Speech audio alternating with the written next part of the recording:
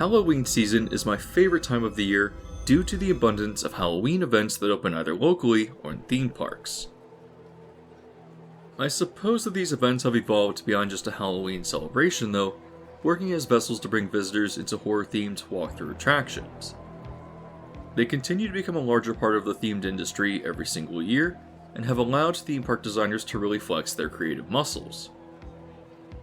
Over the last few months, I've visited 5 of the largest Halloween haunts offered in the United States, including Halloween Horror Nights at Universal Studios Florida, Halloween Horror Nights at Universal Studios Hollywood, Howl-o-Scream at both Busch Gardens Tampa and SeaWorld Orlando, and finally, Knott's Scary Farm at, well, Knott's Berry Farm. These are all fantastic events worth visiting, but all employing different design choices in the execution of their experience in houses. That's why I found this to be an interesting topic for a video, because walking through events like these aren't as simple as having people in costumes jump at you.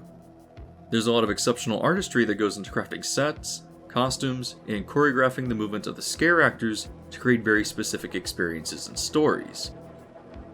The level of effort that goes into these events exemplifies some of the best creative endeavors in the theme park industry, often allowing a lot of freedom for designers to really go all out on their visions. These differences in design philosophies between the events is what makes comparing and contrasting them so interesting though. For example, despite both being located in Universal parks, I found that the discrepancies in design choices between Halloween Horror Nights on both coasts led to dramatically different experiences. I haven't really seen any breakdowns of house designs between events like these, and so that's why I would like to dive into this topic. It's incredibly interesting, and I would like to take a look at the pros and cons of certain choices made between event experiences, and finally finish the video off by ranking them, determined by the effective choices utilized to create the best realization of these artistic endeavors.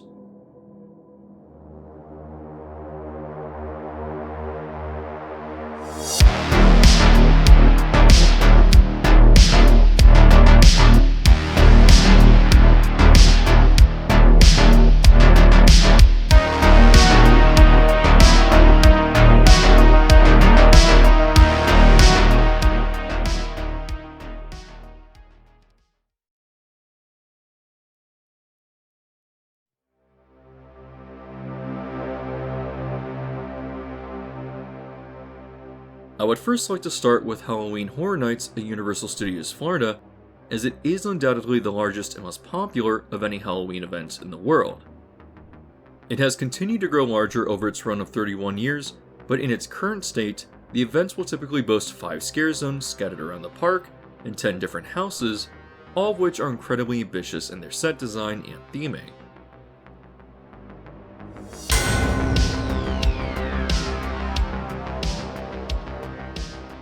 There is absolutely no doubt that out of the various Halloween events, these houses are the best designed with the most budget thrown at them. The houses are also highly stylized in their storytelling, with scare actors utilizing sound triggers and repeating very specific choreographed movements to convey the narrative. While it definitely creates consistency on repeat runs of the houses, an issue that often occurs during cast changes is missing certain scares and triggers, sometimes resulting in a lack of story cohesion or leaving certain areas of the houses feeling empty. Another issue with this is predictability, as knowing where the scares are going to be and how they're going to move can dampen the impact if you're seeking a startle.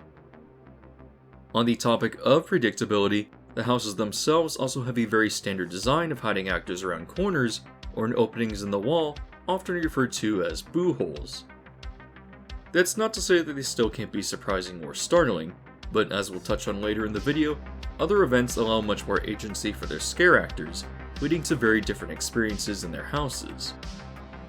The highly scripted nature of Halloween Horror Nights also works well for driving capacity though. Unlike other events where small groups of people are pulsed into the houses with space between the party in front of them, Horror Nights houses are essentially constantly moving lines, delivering those aggressive choreographed scares as a substitute for the more personal experience you might receive in a small group elsewhere. However, a large part of what makes these houses stand out are the special effects used in them. Often, water is sprayed towards visitors to convey a blood splatter, or some houses even use a drizzle to simulate rain. Another interesting sensory effect is smell, which works great as an immersive element. As far as I can determine, there are 4 this year. The first is a pine fresh scent in bugs eaten alive, meant to convey the sense of the bug killer that accidentally mutates them to horrific size. More subtle is a salty, fishy scent in Dead Man's Pier, and some sort of spice scent in Fiesta de Chupacabras. Finally, there is a cooked meat scent located in Descendants of Destruction, meant to convey the barbecue of human flesh from the butcher down in the subway tunnels. Many of the scares in these houses go beyond just scare actors though, with puppetry playing a large part. This ranges from the chupacabras lunging towards visitors, to the subway train in the weekend flashing its lights as its horn blares. Other unconventional scares can be found with scare actors on wires, such as with the drowned sailor trying to drag someone down to the depths, or Dracula flying in Universal Monsters. Over the past few years, the quantity of actors with puppets or on wires has seemed to diminish, but they still work well in providing a lot of interesting and unique variety to how the story is conveyed. The content of the houses is often IP based, but I find this to be a bit hit or miss. Sometimes it's great, as many IP houses in the past have displayed some really interesting creative choices in conveying the narrative from these films or television shows. However, as with Stranger Things, these houses have sometimes felt obligatory, and while not inherently bad, are often less interesting than their original counterparts. The weakest house this year is easily Blumhouse, trying to adapt the film's Freaky and Black Phone as a double feature, but the scares often feel repetitive and not very creative. What makes Horror Nights in Orlando particularly exciting is how well executed their original houses tend to be. That's not to say that they're all hits, as Spirits of the Coven this year has really exemplified, but generally, the original houses tend to display more creativity when not bogged down by trying to emulate the story of pre-existing media. The sets in Dead Man's Pier are easily the largest and most ambitious ever created for the event, and Bugs has some really interesting ideas in how it portrays its invasion of mutated insects. However, Horror Nights in Orlando is also very rich with lore, often paying tribute to its history and houses of the past. For example, Seeds of Extinction in 2018 was a house based around the premise of a meteor hitting Earth, bringing about the apocalypse as sentient plant life began to attack humanity. However, this year, Descendants of Destruction is an entire sequel, chronicling humanity's escape underground and how they began to mutate.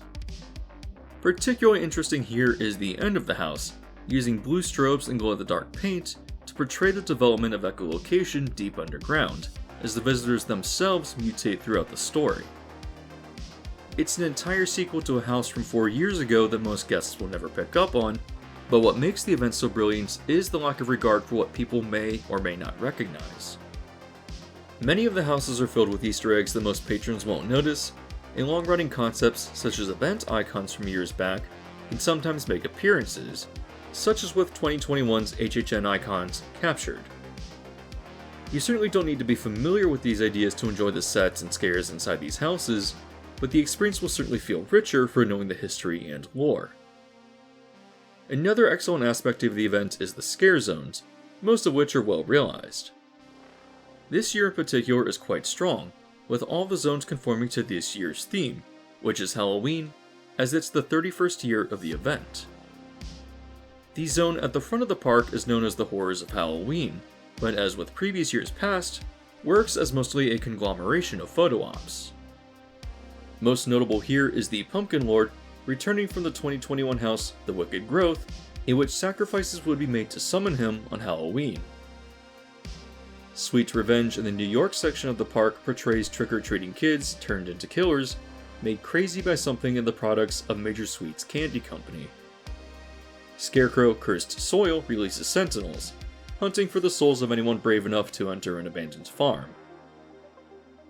Similarly, Graveyard Deadly Unrest brings spirits back to hunt for the souls of those who found themselves in a graveyard during a storm.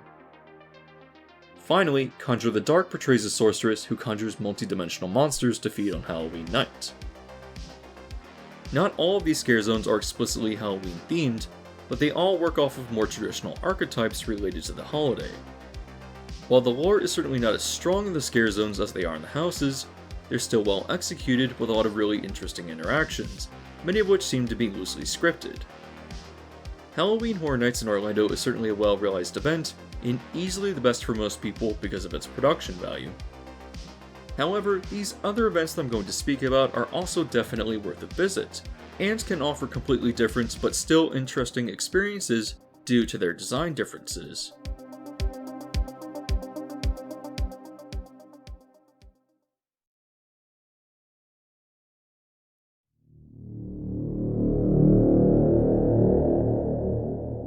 First, before we continue on, if you found the video interesting so far, you can do me a favor and hit the like button, which does wonders for boosting it into the algorithm.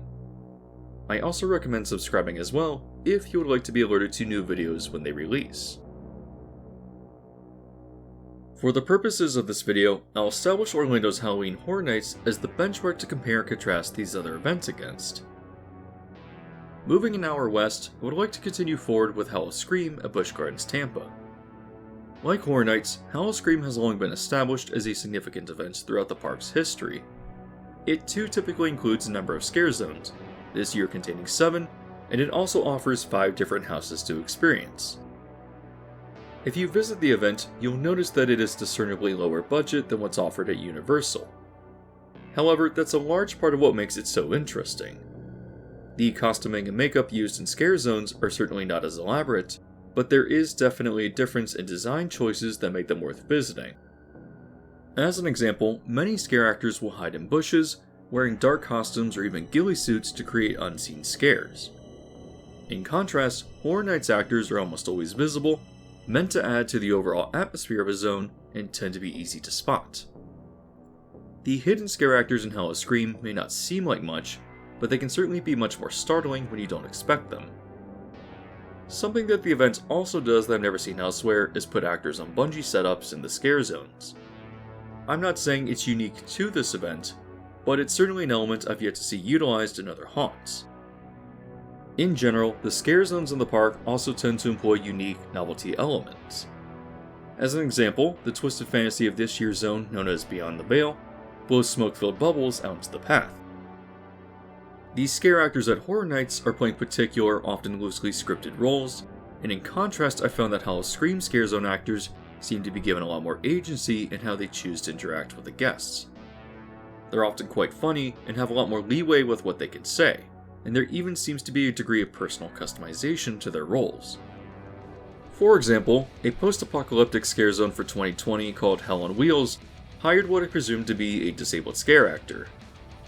I don't have any footage of him, but he would be dressed up as any of the other actors, but would instead be chasing people around in his wheelchair, fitting in with the theme, but also being flexible enough to reasonably accommodate him.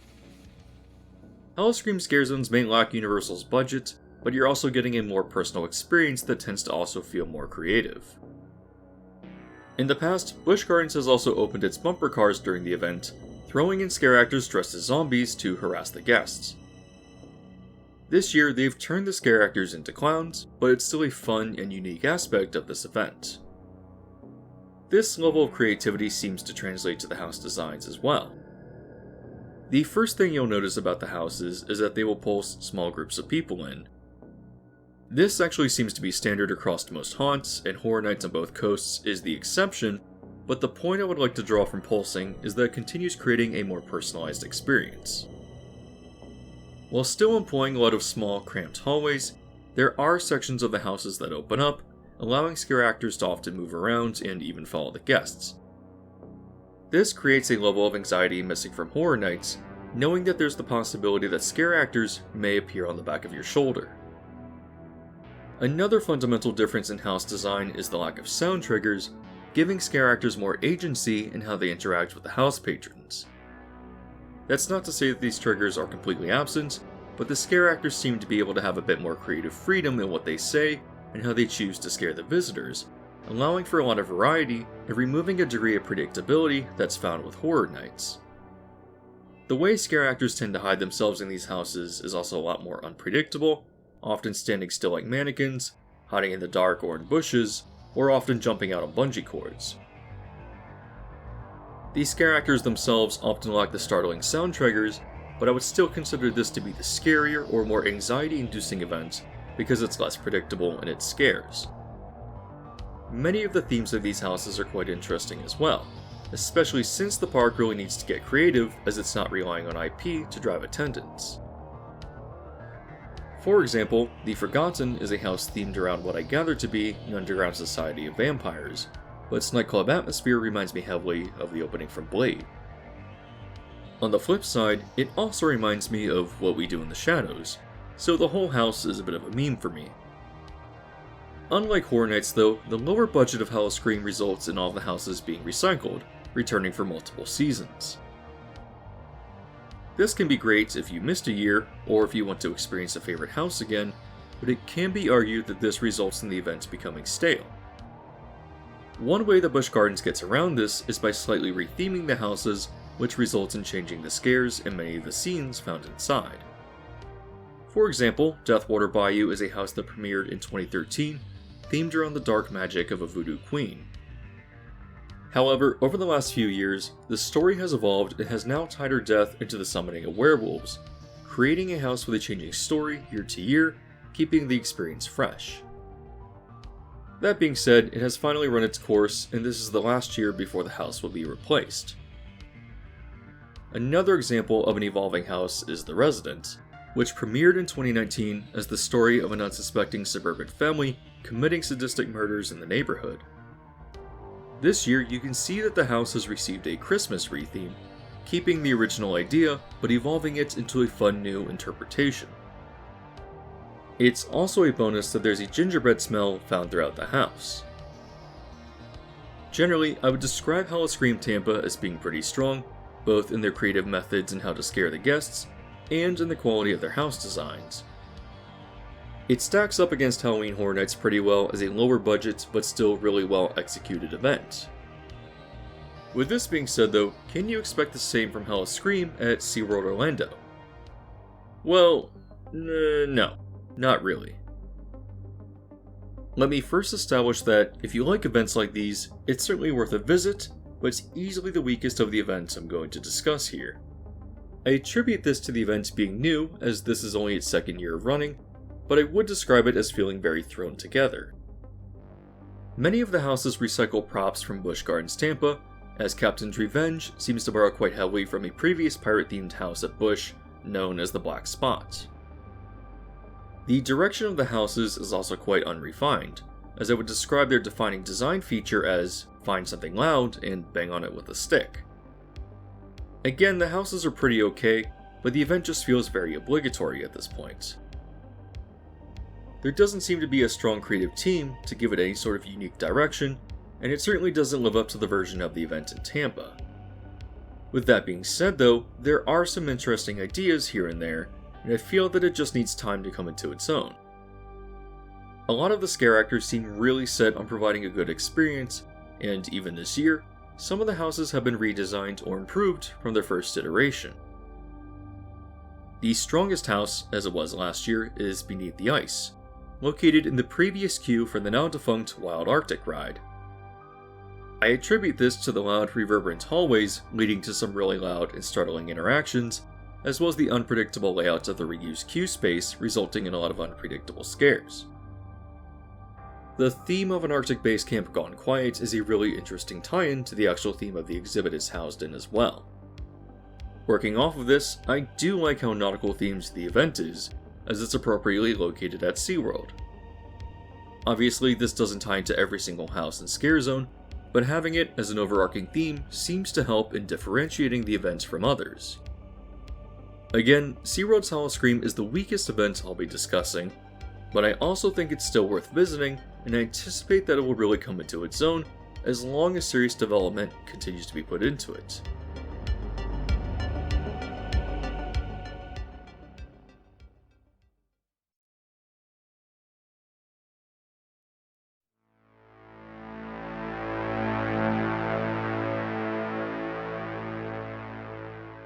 This year, I was finally able to experience Halloween Horror Nights at Universal Hollywood for the first time, and I have to admit that I was quite surprised.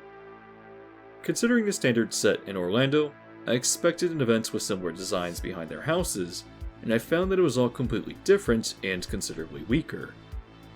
In a smaller park, the event is obviously smaller in scale, but I was surprised by how few scare zones were officially present. There are some roving hordes of people with chainsaws towards the front of the park that Hollywood considers to be a scare zone, but really, the park only officially offers 2. The first you'll likely encounter is Sideshow Slaughterhouse in the middle of the upper lot, which is fine, if not a little generic. The interactions with the scare actors are fun, but it's a small area with not much going on. The better scare zone is located at the exits of the La Llorona house, known as El Pueblo del Terror, including horrific legends found throughout Spanish-speaking communities and nations in the Americas. Out of the 3 official scare zones, this one seemed to have the most interesting costuming and scare actor interactions. However, what's odd to me is that the park also offers what could easily be considered other scare zones that they don't list on their maps or website. For example, the bathroom area near the animal actor stage is definitely dressed up with interesting props and has roaming scare actors seeking out people who are looking for the bathroom. It's a pretty sizable area as well, which makes the exclusion so strange. Located nearby is a Dia de los Muertos themed marketplace with food booths. While not necessarily a scare zone, it's also definitely a themed area with its own identity exclusive to the event, and even has an animatronic mariachi band. Another scare zone is located in the Wizarding World, with Death Eaters roaming around Hogsmeade and casting dark spells. Granted, I don't think that Universal is allowed to label it as a scare zone because it's certainly less intense, and I've heard that's not officially allowed to be marketed as being part of Horror Nights, but this was a pretty neat addition, especially since I've never seen its equivalent in Islands of Adventure. I haven't mentioned it up until this point, but all of the other events I've covered have had a decent handful of rides open in addition to their houses.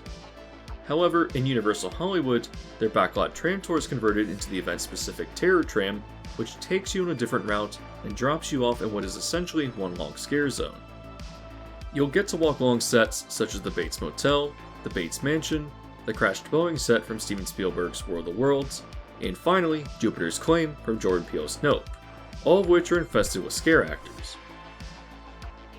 It's certainly a unique take on a haunt event that I've yet to see elsewhere, and it's definitely worth taking the time to do it. On first glance, Universal Hollywood offers very little in scare zones, so it's perplexing to me why they don't emphasize these areas officially. However, when we move into the houses hosted by the event, I was surprised to see how many of them were constructed with such a radically different design philosophy than what you'll see in Orlando.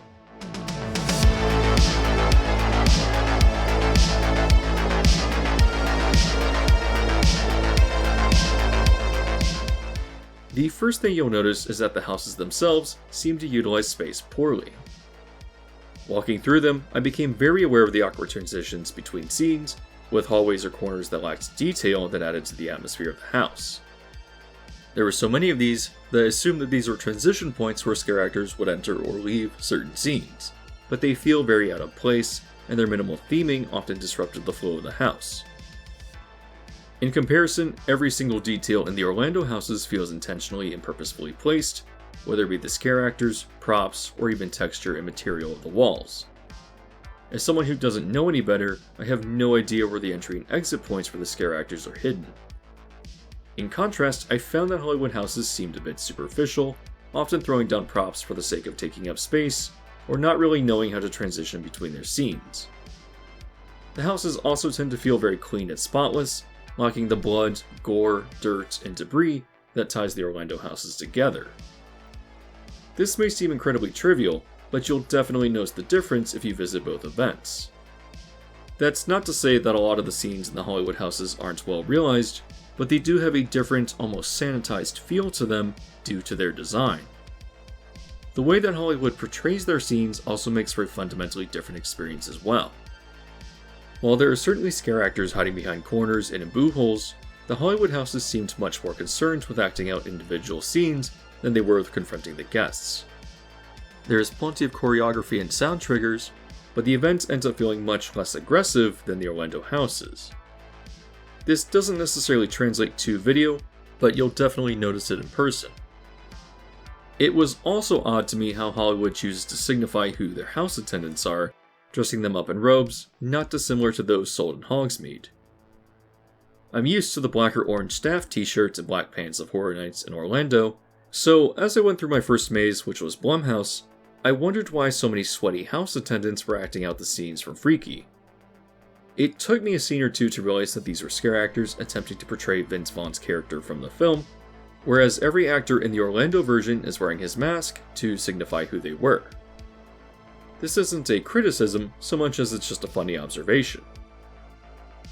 In general though, the houses of Horror Nights in Hollywood just felt obligatory.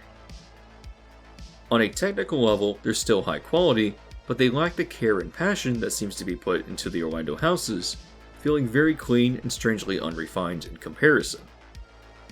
It's difficult to really place my finger on why this is the case, other than the points I mentioned earlier, but the Hollywood interpretations of the houses just feel considerably weaker. It's a bit difficult to illustrate through words, so let me make some quick comparisons. In the Hollywood version of The Weeknd, the first scene utilizes an animatronic to portray Abel as his ideas manifest into the scene you'll encounter. The room is very open and feels sanitized due to how well lit it is. In the Orlando version, you're much closer to the figure even though he doesn't move, and despite using strobes, the lighting seems much more violent. Another scene to compare is the plastic woman attaching Abel's head to a new body. In Hollywood, she's standing in an elevated area away from the guests, and the texture of the wall, its hard right angle, and the lighting leads to everything feeling a bit generic. The Orlando scene, however, breaks up the monotony of their space by using more props, utilizing much more gore, and even adding graffiti to texture the walls. You'll also notice you're far closer to the scare, the lighting is darker, and the strobes feel more violent. Perhaps I'm not the best with articulating these differences, but the atmosphere of the houses feels very different and certainly weaker. This is a large part of what led me to be disappointed with Horror Nights in Hollywood. It's still a great event on its own, but its houses are vastly inferior to the Orlando versions and often feel obligatory. My greatest disappointment of the event was Scarecrow the Reaping, an original house that premiered at Orlando's Horror Nights in 2017. This version in Hollywood was just generally uninteresting and forgettable in its design, often acting as derivative and only working off of the popularity of the superior version. In fact, I would make the claim that every house with an Orlando equivalent is pretty inferior, whether it be The Weeknd, Halloween, Blumhouse, or Killer Clowns. I was also really excited for the Universal Monsters house, having learned that it's a sequel to its Orlando counterpart, but again, it just feels like a lot of bare-bones hallways, and the scares feel very detached, as if the designers were just throwing stuff at you to see what stuck. I like the idea of it taking place in London better than the Egyptian dig site of the Orlando house, but its execution just feels gimmicky with not much effort put into it. Again, it's difficult to put into words exactly what makes it feel so different, but hopefully you can see what I mean. However, Hollywood's Horror Nights would surprise me when I made my way back to the upper lot with two houses in particular. The first was with the Universal Horror Hotel, which I probably enjoyed just because there isn't an Orlando counterpart to compare it against. Again, the aesthetic was very clean and bright, but it seemed to work for the theme of the maze. I also found its scares to be more creative than many of the other houses, also utilizing a decent degree of animatronics, which I'm always pleased to see. However, what really blew me away was La Llorona, the Weeping Woman, a house which seemed to be several calibers above everything else that the event offered for whatever reason. It just felt so much grittier, surreal, and actually quite scary with how clever some of its scares were executed. These scare actors themselves were typically much closer to you and significantly more aggressive. The house also stands up for some great use of animatronics and visceral large-scale scenes, as well as a pretty fantastic puppet towards the end.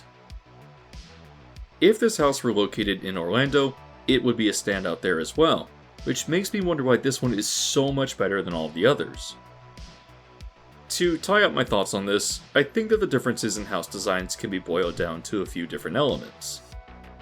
Generally, the sets are far less detailed and lit far better than their Orlando counterparts, resulting in an experience that often feels quite artificial. The scare actors themselves also feel much less aggressive, and many of the scenes typically take place in large open spaces with a barrier between the guests and the scare actors, resulting in a feeling of being disconnected from what's actually taking place. In contrast, the Orlando houses feel much more aggressive and put you closer to the action, also managing to create a stronger, more visceral atmosphere with the abundance of detail found throughout. Again, Horror Nights in Hollywood is certainly worth a visit, but its house design leaves a lot to be desired.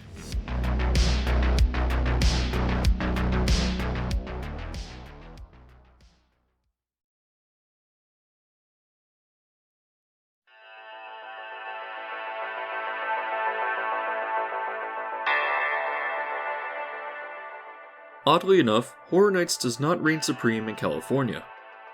Instead, Knott's Scary Farm is generally considered to be the better event, and I found myself surprised with how strong the houses were here. I tried to go into this event relatively blind, and it blew me away how well executed it was. Before we dive into the houses though, I would like to briefly cover the scare zones. In contrast to other events, there weren't any props or sets laid out in the pathways, other than the extensive Halloween decorations in Ghost Town, which also works with their daytime Halloween-themed interactions. I also found that the roving hordes of scare actors were far fewer in number than you would find at other events, but they still managed to be aggressive and often quite funny.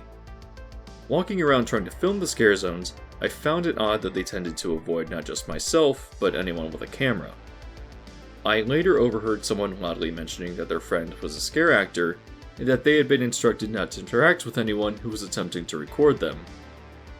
I'm unsure of why this is the case, though I know that people harassing scare actors for photos or for TikToks is a significant problem among events like these in general, often not allowing them to do their jobs. Because this was the case though, I can't really show you any up-close interactions I had when filming, but I can tell you that the scare actors were doing a great job. As with Howl-o-Scream, I have the feeling that they seem to be given a large degree of agency in how they're allowed to portray their characters, as I managed to witness some wild stuff, such as one actor contorting his body and crab walking downhill faster than I thought was possible towards unsuspecting parkgoers. In the Goring 20 scare zone, there was even a ghoulish swing band on the building above, which is definitely an interesting element. However, where Knott's Scary Farm really shines is with its houses. This year there are 9, one more from the previous year, and these are some of the best I've ever seen, easily rivaling Orlando's Horror Nights in production value. The themes are also quite interesting, creating a variety of distinct experiences. For example, Origins, The Curse of Calico ties into the park's Old West theming, putting you into the trial of a witch and her subsequent revenge, cursing her accusers. Another really interesting idea is Dark Ride, Castle of Chaos, which brings visitors into a broken down ghost train inhabited by murderous carnies.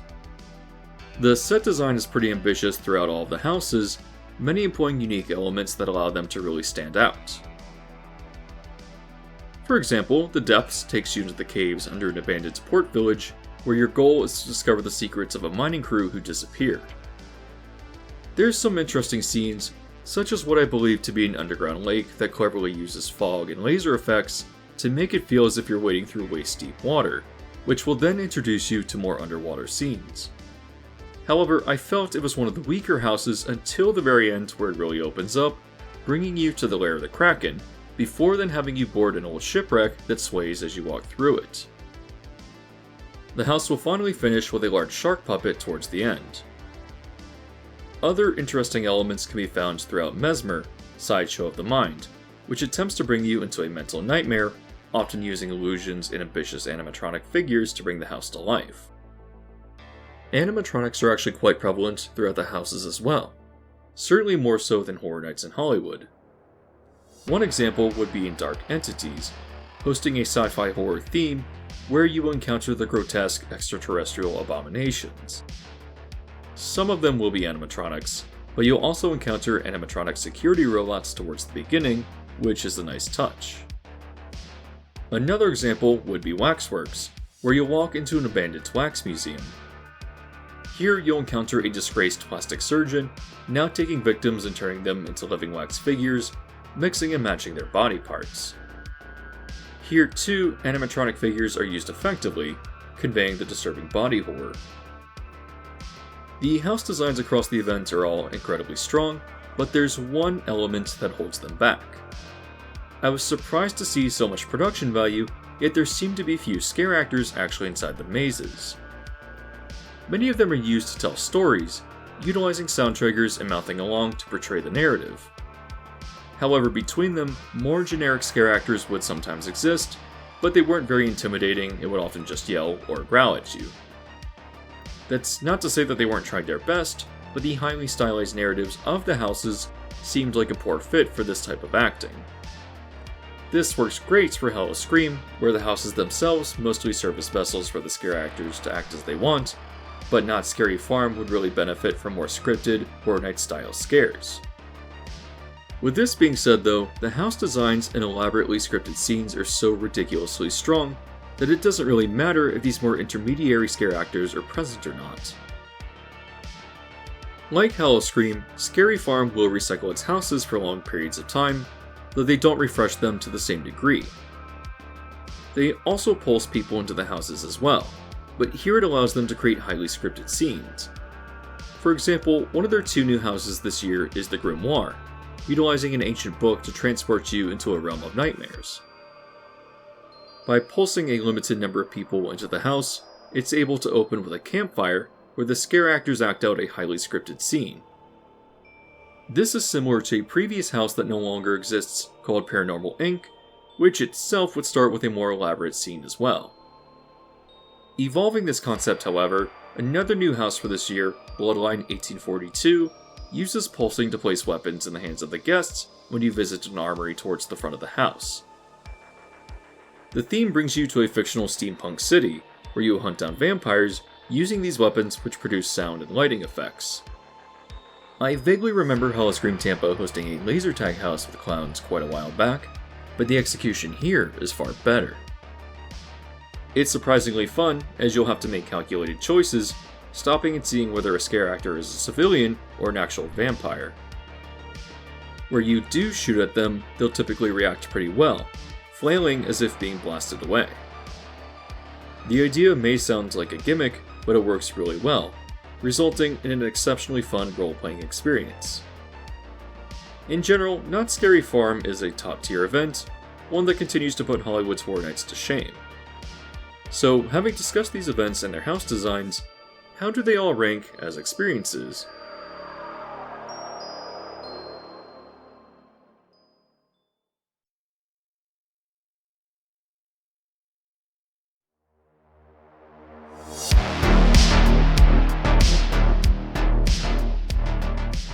First, before we rank these events though, let me emphasize that each is definitely worth visiting regardless of their flaws.